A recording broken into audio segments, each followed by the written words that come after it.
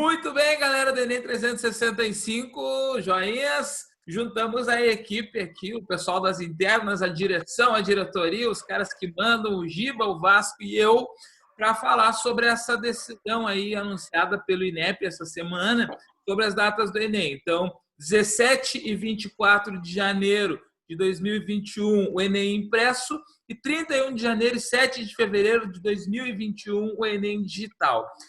Gente, nós temos aí a problemática lançada, as críticas lançadas agora. A gente até já tinha lançado um vídeo, você pode pegar aqui nos cards, aqui, que a gente estava já discutindo há um tempo atrás sobre essas possibilidades, e agora o Enem, depois de ter feito essa consulta no mês de junho, acabou anunciando nessa semana sobre a data do Enem. Tem uma galera aí, guris, que está... Eu fiz ali no meu Instagram uma pesquisa rapidinha, mas aquela pesquisa de bolha, né? Então, não serve como realidade, mas já dá para a gente ter alguma noção de alguma coisa. E uma galera aqui, que eu separei, foi lá e votou que não gostou da data, 62%. Acharam muito cedo, tá? E eu acredito que muita gente acha muito cedo mesmo, mas a gente tem que esclarecer. Primeiro, não era uma votação com poder de decisão. O INEP e o MEC estavam realizando uma consulta, né? uma pesquisa de opinião, mais ou menos, e também muito pouca gente participou. Como é que funcionou isso aí, guris? Na verdade, o que houve foi basicamente uma consulta que o INEP fez em relação aos candidatos, mas é parte de um processo, assim como o INEP também entrou em contato com as reitorias das principais universidades, e óbvio que tem todo um processo, todos os prazos dos processos, né, porque eu acho que tão importante quanto essas datas de aplicação, que são para nós mais importantes, para os candidatos mais importantes, é a data que o INEP lançou ontem também do resultado, a divulgação dos resultados, que ficou para o dia 29 de março. Então, eles precisam de pelo menos 2 meses para que haja todas as correções e aplicação da teoria da resposta ao item e que os resultados sejam disponibilizados para o SISU, para o ProUni, para o FIES. A gente sabe que o Enem, em janeiro, talvez não seja o melhor cenário, mas certamente em maio a gente cancelaria o primeiro semestre de 2021. Nesse processo, assim como o Bussunda disse do vídeo que a gente falou lá sobre o Enem adiado, a gente fala quais são as vantagens e desvantagens de cada uma das datas. A consulta popular ela não tem uma força de decisão, mas ela tem sim uma consulta em parte dos candidatos envolvidos, mas, como eu disse, é parte apenas do processo. E foi pouco, né?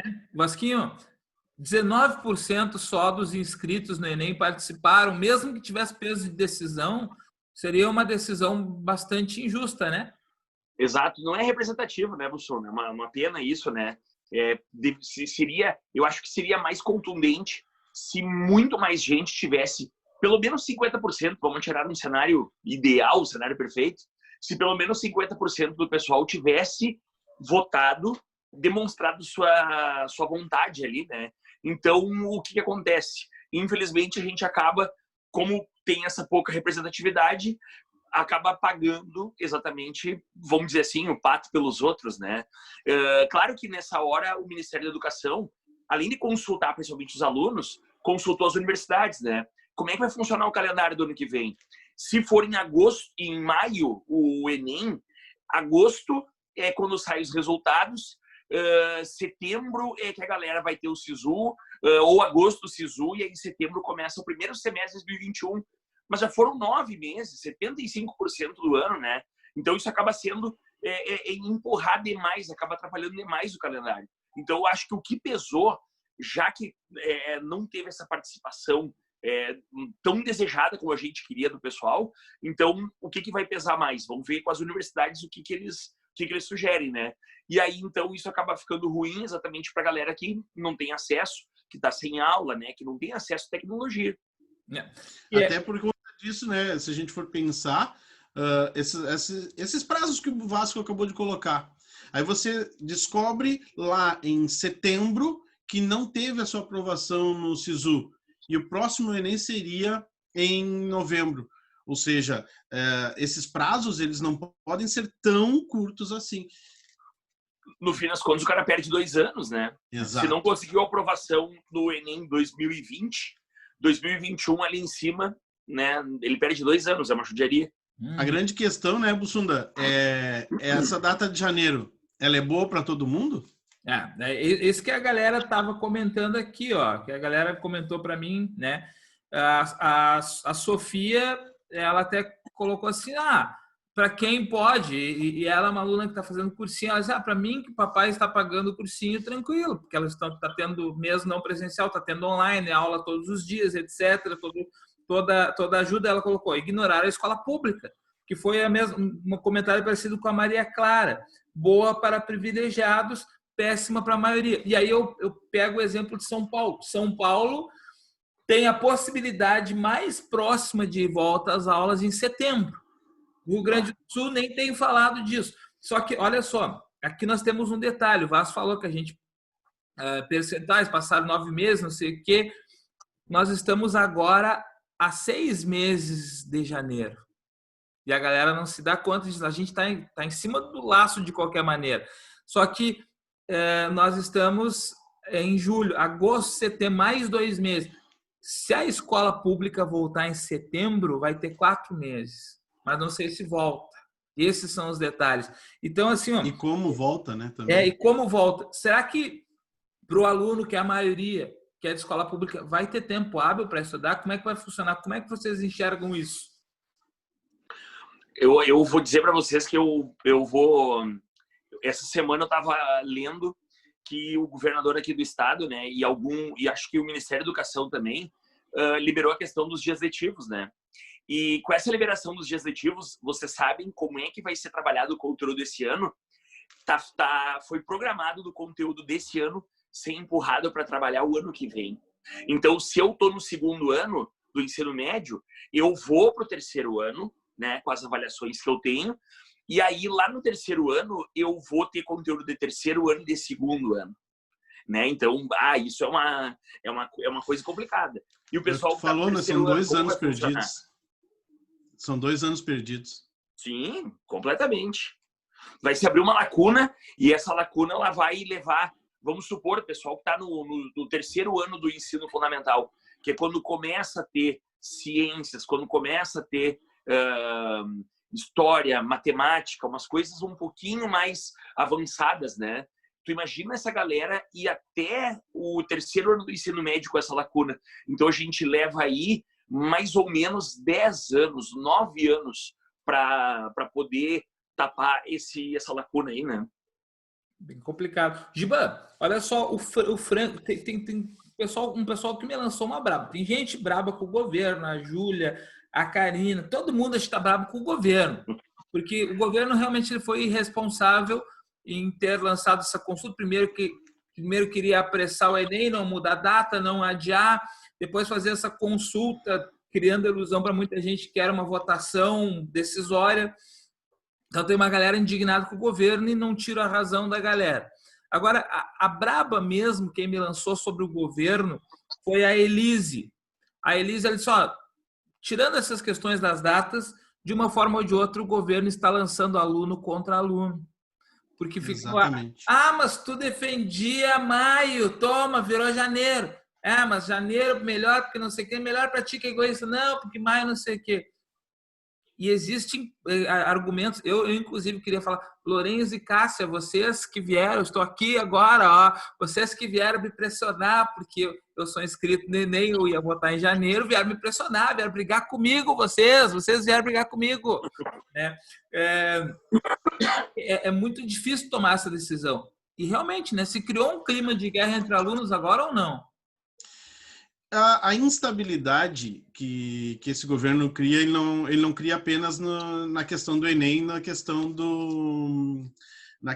da educação, né? Se a gente for analisar todo o processo aí, a discussão do presidente com o ministro da Saúde, toda a questão, o Ministério da Saúde falando uma coisa, o presidente fazendo outra, o negacionismo de alguns pontos, a gente está a gente está hoje, né? Hoje a gente está sem ministro da Educação. Eu ia te perguntar isso.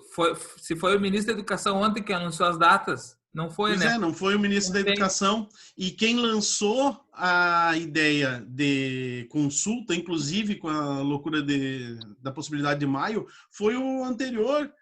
Vai entrar E agora, a gente vai ver que a gente teve um ministro da Educação por 5 dias, né, o Decotelli. A gente teve antes um ministro que tinha essa característica de tumultuar, de desestabilizar todo o processo, que inclusive falou que o Enem seria cancelado.